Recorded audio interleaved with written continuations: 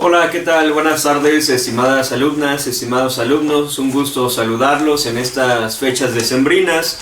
Les voy a elaborar unos pequeños videos para que ustedes a la hora de ir leyendo puedan seguir mejor el hilo de la lectura y tener una mejor comprensión. De todos modos, cualquier duda que ustedes tengan la pueden dejar en el video o me la hacen llegar por medio del Classroom y con gusto aclararé sus dudas. El texto los dos textos que quedaron pendientes por trabajar fue el texto de Friedrich Nietzsche, que se llama Sobre verdad y mentira en sentido extramoral, que tiene que ver con el tema del conocimiento dentro de la sociedad, el papel del conocimiento dentro de la sociedad. Y vale la pena que hagamos un recuento de lo que trata este texto. Hice un breve esquema, entonces me guiaré por mi esquema, pero ustedes vayan siguiendo la lectura. La primera parte del texto comienza con la fábula del conocimiento. ¿Qué nos quiere decir esta pequeña fábula? Bueno, básicamente hace alusión a que el conocimiento no trasciende los límites humanos. Es decir, lo que nosotros hemos creado por conocimiento solamente aplica para nuestro contexto, ni para las otras criaturas. Fíjense, ¿no? Nada más eso es importantísimo. Ni para las otras criaturas como los árboles, los perros, los gatos, cualquier otra especie animal, no le sirve nuestro conocimiento. Entonces, en ese sentido, no trasciende. Básicamente se puede decir que lo hemos creado para nosotros, pero aquí está la gran falacia, aquí está la gran mentira de este pseudo conocimiento o de esto que nosotros llamamos conocimiento, porque consideramos que ese conocimiento es verdadero. También esta fábula nos invita a pensar que hay una distinción entre el conocimiento del mundo, el conocimiento de la realidad como tal, y el conocimiento, dice Nietzsche una palabrita así medio rara, es antropomórfico, es decir, que solamente forma parte de la humanidad, de este conocimiento. Y por ahí dice una línea, pero el universo no mira al hombre ni su conocimiento, porque no corresponde a lo que el universo es en sí. Esto es importante que lo entendamos, porque yo estaba pensando en un ejemplo. ¿Cómo puedo hacerles entender esto de que hay dos tipos de conocimiento? Un conocimiento en sí, que está en el mundo, y un conocimiento que nosotros hemos creado, ¿no? El académico. Si nosotros pudiéramos irnos al universo y desde el universo posicionar el norte y el sur, en el universo no hay norte ni sur.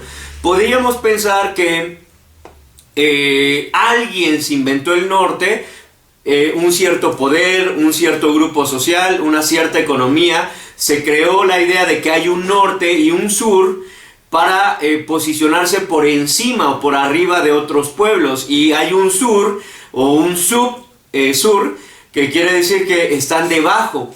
Pero en el mundo eso no existe. Si pudiéramos preguntarle a las aves, a los perros, a los peces, ellos no conocen de esto.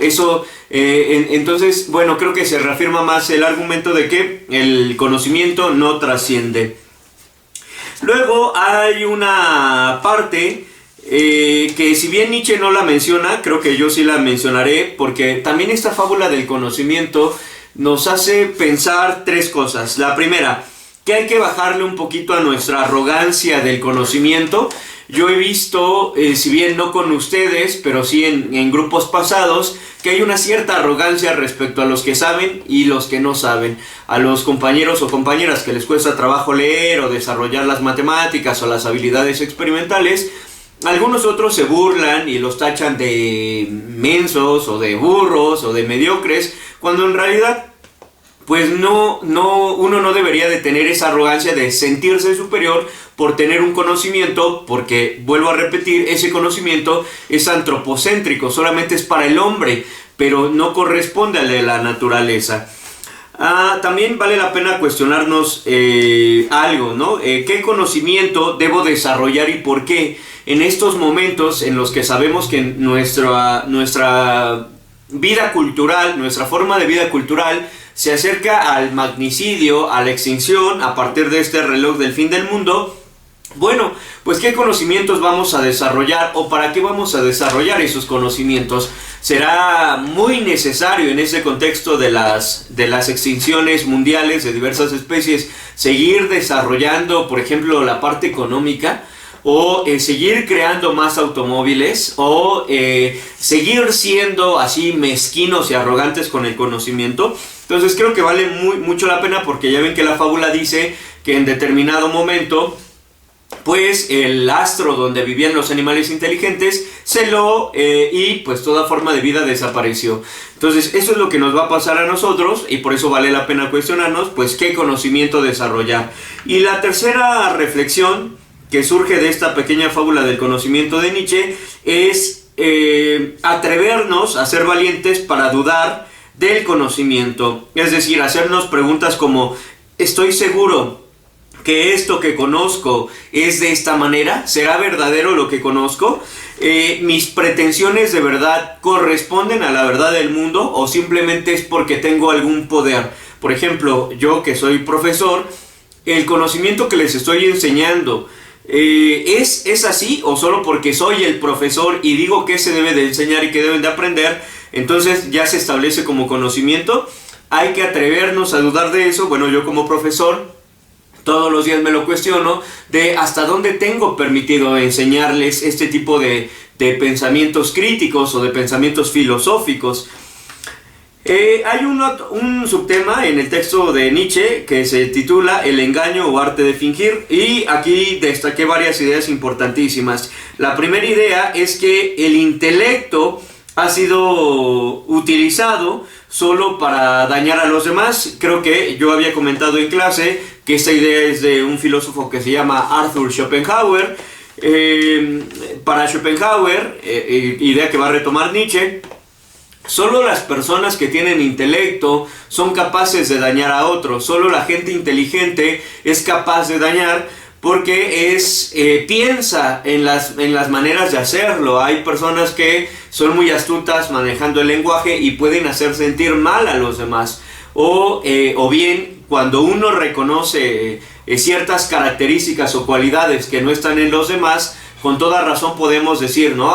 Es que soy mejor porque tengo dinero, mi color de piel, mi físico, mi fisionomía. Pero esto proviene del intelecto, porque alguien que no tenga pues desarrollado ese intelecto, pues no va a presumir su físico, no va a presumir su dinero, no va a presumir cierto estereotipo. Entonces solo el intelecto pues ha sido utilizado como para dañar a los demás, dañarnos a uno mismo y hasta el propio universo, la realidad. Nada más veamos en qué papel nos encontramos, ¿no? Nuevamente este ejemplo de el magnicidio, el fin del mundo. Bueno, esto sí lo menciona Nietzsche, solo el intelecto nos lleva al mal, pero nos lo dice a partir de dos problemas. El primer problema es ¿por qué hemos matado al planeta? Porque justo nuestro conocimiento, nuestro intelecto, pues ha llevado a esta extinción. Yo les decía que en la Gaceta del Politécnico salía que para este año y el siguiente se van a exterminar o van a desaparecer los anfibios como las ranas. Las ranas que ni siquiera estaban en la lista de las especies en extinción, pues ahora sí.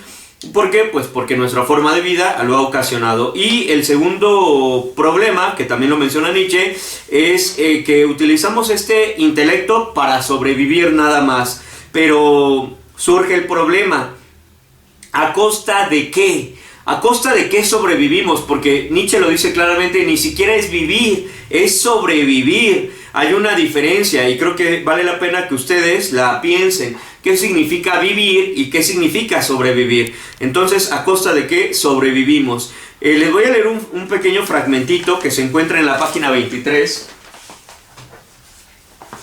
Perdón, se me olvidó agarrar el libro. En la página 23, miren, dice este fragmento. Se encuentran profundamente, o sea, la humanidad, las personas sumergidos en ilusiones y en sueños. Su mirada se limita a deslizarse sobre la superficie de las cosas y percibe formas. Su sensación no conduce en ningún caso a la verdad, sino que se contenta con recibir estímulos. Todo lo que nosotros hemos desarrollado, nuestra tecnología, nuestra ciencia, nuestro arte, en realidad son meros estímulos. Como si jugase a tantear el dorso de las cosas. Además, durante toda una vida, el hombre se deja engañar por la noche en el sueño, sin que su sentido moral haya tratado nunca de impedirlo. Entonces, porque yo les ponía este ejemplo de que ustedes, o todos, ¿no? Todos como estudiantes siempre buscamos buenas calificaciones, no tanto por tener una verdad de algún conocimiento o para mejorar como seres humanos, sino simplemente para un estímulo social, un estímulo familiar. Bueno, sigo. Otra idea, otro subtema es el pacto social hacia la uniformidad del conocimiento. Aquí hay varias ideas también que destaco. Todo se reduce al lenguaje, nos va a decir Nietzsche, y efectivamente todas las fórmulas matemáticas, las fórmulas físicas, incluso hasta el lenguaje artístico, las partituras, las pinturas, en realidad todo ha sido mera convención del lenguaje. Incluso este video que estoy haciendo para ustedes lo hago en un idioma con cierto léxico, utilizo cierto vocabulario, utilizo ciertos ejemplos, justo para que ustedes puedan tener una mejor comprensión. Pero pues esto no es conocimiento, simplemente nos estamos engañando, estamos compartiendo algunas ideas. Digo que no es conocimiento porque Nietzsche nos va a dar otra respuesta. La respuesta debe ser el diálogo, el debate. Esa es una de las respuestas, pero ahorita que yo nada más lo estoy grabando en video, pues eso no es conocimiento. Todo se reduce al lenguaje, este lenguaje corporal, el gesticular, los ejemplos y así, ¿no? Perdón, en la página 120, en la página 25 hay otra cita que quiero leerles. Las leyes.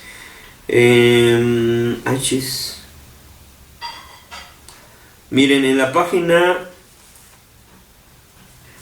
25, hablando justo de estas leyes del lenguaje, ¿dónde está? Bueno, miren, dice,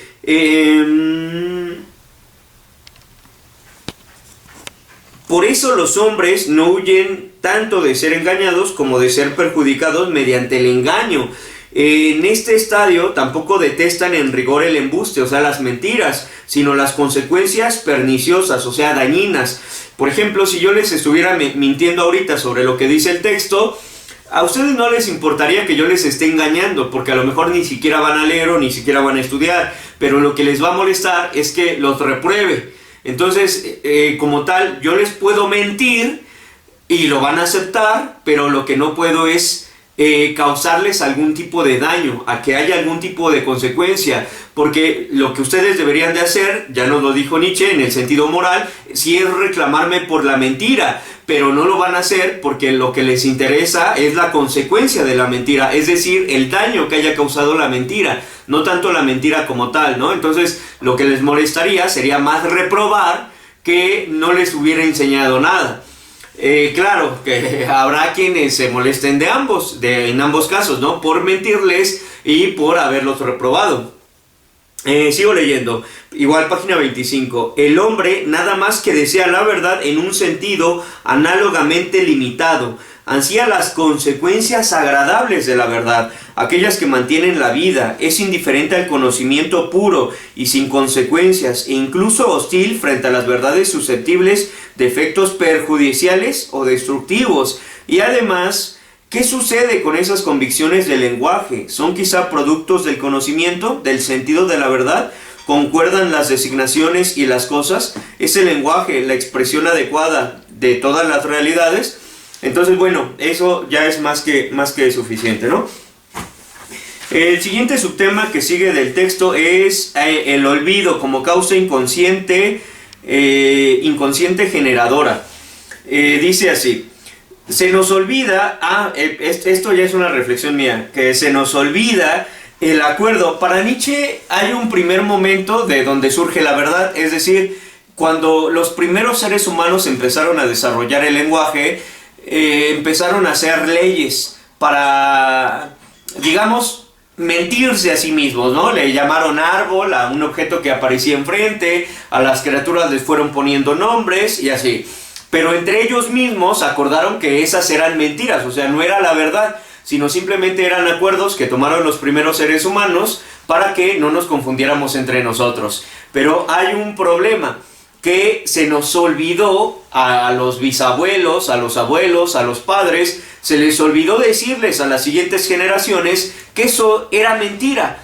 Y si eso nos lo hubieran dicho, o sea, si nos hubieran dicho, oye, pero nosotros le llamamos así nada más para no equivocarnos, o para no tener problemas entre nosotros, o para no confundirnos, así buscaríamos la verdad entonces. Pero como se les olvidó decirnos que ya nos habíamos engañado en un pacto social, ahora dice Nietzsche que es muy importante que lo recordemos, porque solo así vamos a evitar problemas.